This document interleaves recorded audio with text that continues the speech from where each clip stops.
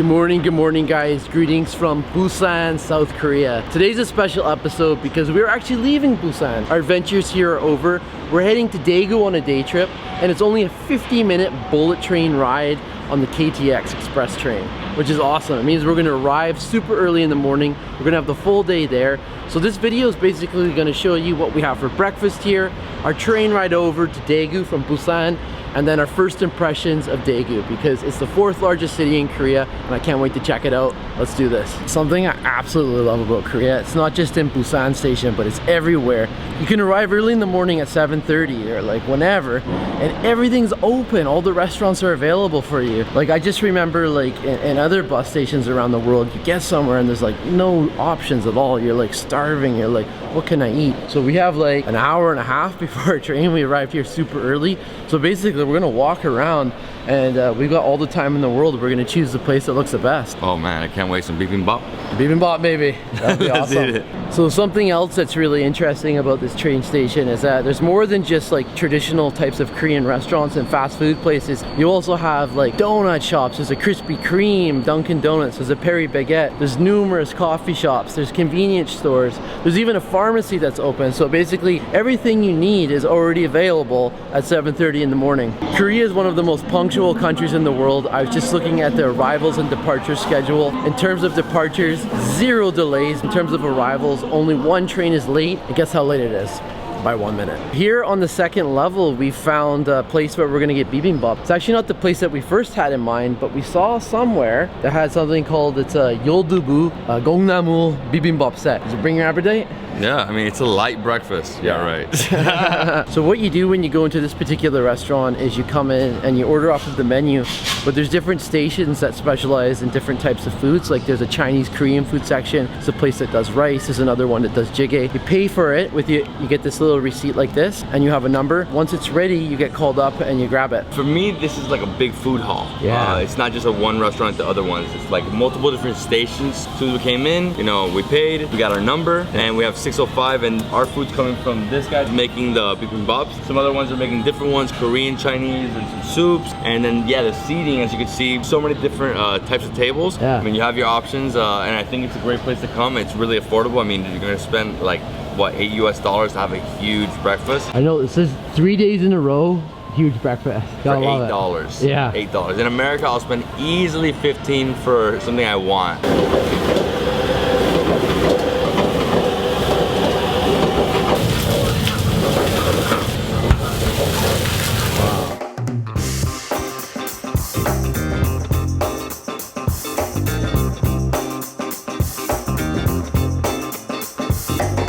Breakfast feast has arrived, guys. We've got bibimbap over here. We have got something that looks like sundubu jjigae, but it's also come with egg. Oh, look at all the egg. Soft silken tofu. There's even meat in there. The jjigae's got everything, man. It's so much better than I was expecting. Then over here we have fried fish. Looks like we've got some different kinds of banchan. And what we do for the bibimbap, we take the sauce. This isn't like the traditional bibimbap sauce. It's not the gochujang. I think this is more of a kangjang sauce. And so you just pour it all in like that, and you just mix it and mash it like crazy. Oh, look at that. Ooh, it's so interesting. The rice is it's a purple rice, healthier kind of rice than just a white rice. Mash that up, mix it up. This is a different style of bibimbap. This is the Gongnamu bibimbap, and the Gongnamu is the bean sprouts. You can see the bean sprouts right there. Oh my gosh, that looks so good. I think I've almost finished mixing that. I'm gonna try it.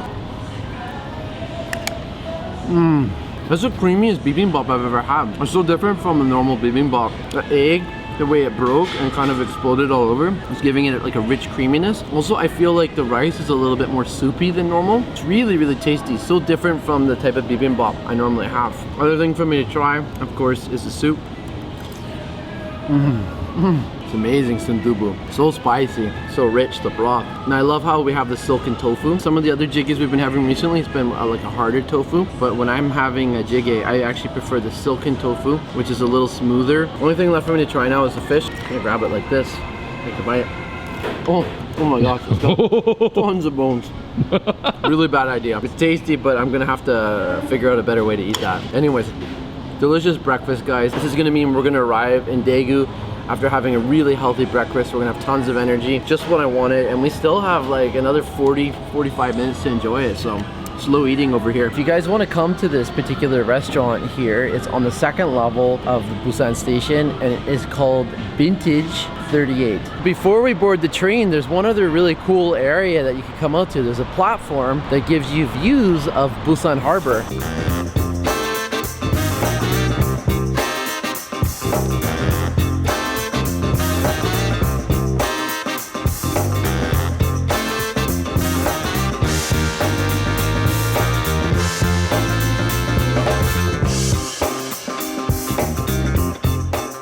So you've been taking the KTX for a while, you just noticed something. Yeah, so, well, I noticed it before, but I just thought of it now, is that whatever direction you're going in, the seats are pointed in that direction. I've been to other countries where you have, you know, always forward and backwards, yeah. And that sucks because if you're going this way, you don't want to be like this. You know, it's great when it stops, but it's not good when you're moving. You want to be always moving in the right direction. It makes you kind of feel dizzy, doesn't it? Yeah, dude, it sucks. Yeah, this is the shortest KTX ride. Yeah, we can't fall asleep. If we fall asleep, we're gonna miss our stop. We can't. No, if you fall asleep, you go all the way to Seoul. So you won't fall asleep.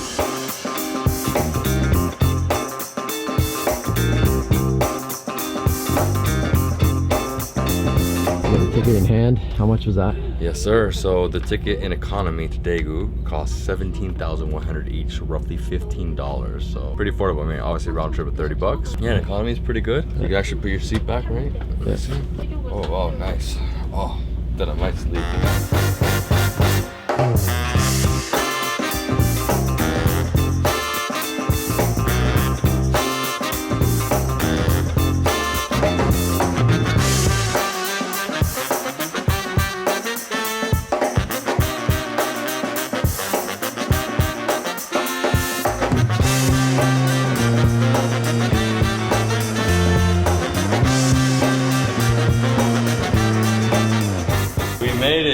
Daegu Station. We're here in Daegu, Korea's 4th largest city. Yeah. We're about to exit. I have no idea what to expect, but I'm excited. I know, first impressions of Daegu, man. Dude, I love visiting cities like this, like cities you have no idea about. I didn't even know the city existed until I got to Busan. And the cool thing about the city is a lot of attractions, but there's also a lot of street food.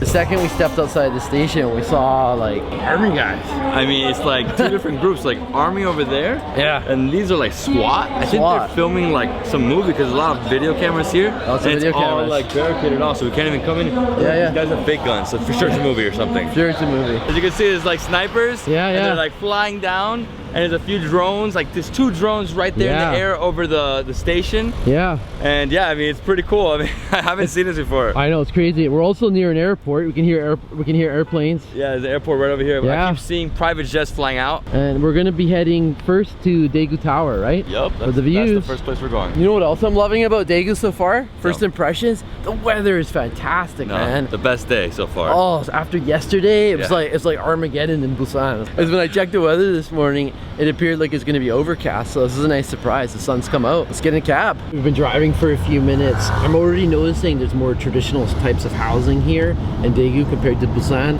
More mid-rises. Now we're going through a section with a few more high-rises, but they're not the mega high-rises that you see in Busan. So yeah, the architecture is definitely a little more subdued in Daegu.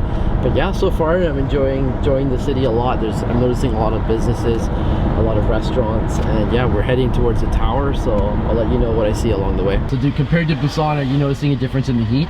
Yeah, man, this is a lot hotter. Busan, obviously, you're on the coast, so you feel the breeze coming in. Here, it's scorching outside. Yeah. I mean, I have to put a lot of sunscreen on. I don't want to bake too bad, but this is also the hottest city in South Korea, so don't come here in July, August. You'll bake. You'll bake. We were wrong about Daegu. Yeah. It's hilarious. It's huge. It's huge. now that we're driving through the downtown area, here are all the high rises, here are all the tall buildings, here's all the traffic, the wide avenues. So yeah, it's just like in Korean cities, even in the bigger cities, you still have your traditional areas and then you have your ultra modern areas, and yeah, Daegu is very much living up to that. Yeah. Still nothing as big as Seoul or Busan though, no.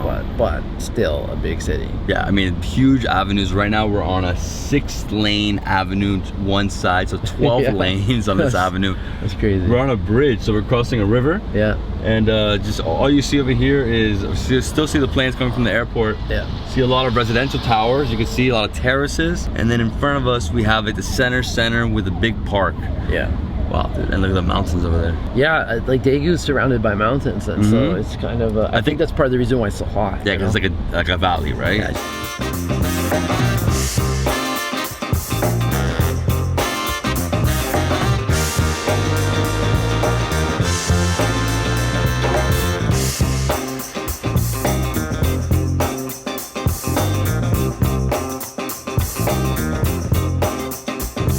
So guys, right behind me is Daegu Tower, Tower 83. We're gonna get the best views of the city. I can't wait to see because I've been seeing some great mountains and a lot of green spaces. So when we go up to the top, we're gonna see how big and expansive Daegu is. So Tower 83, because there's 83 floors, Yeah. but the observation deck's on the 77th level, Okay. 78th level, they have a restaurant, and yeah, we're gonna buy tickets, so I think it's 10,000 each. And then if you wanted to go to the restaurant, it's like between 50, so it's probably kids 40, 50 for children, and 90 for adults. But the 83rd floor has not been completed yet. It hasn't, so I'm guessing this tower is new.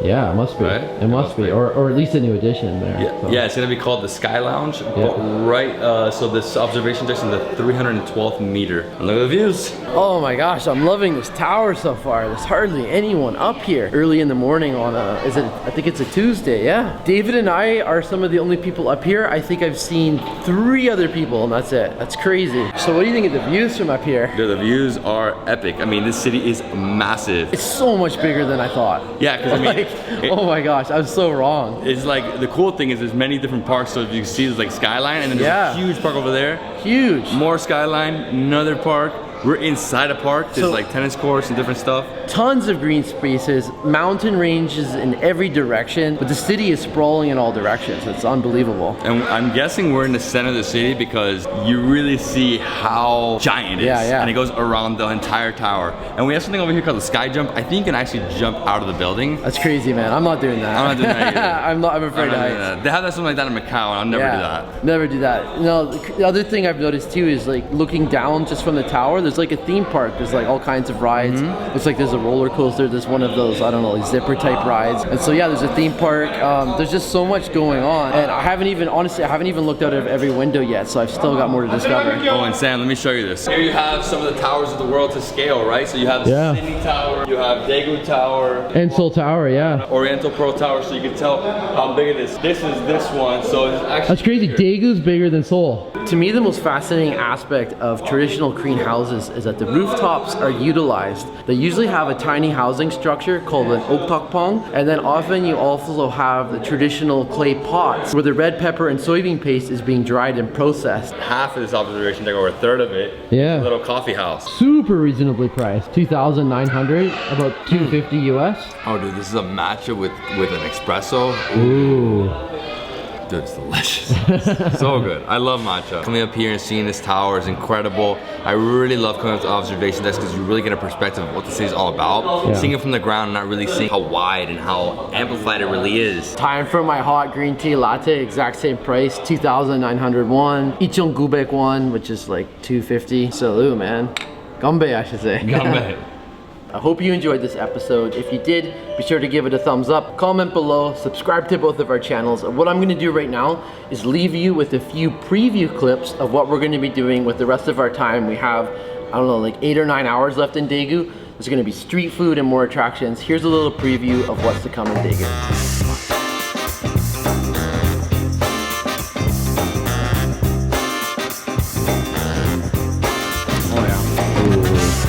There's so much more street food on the other side.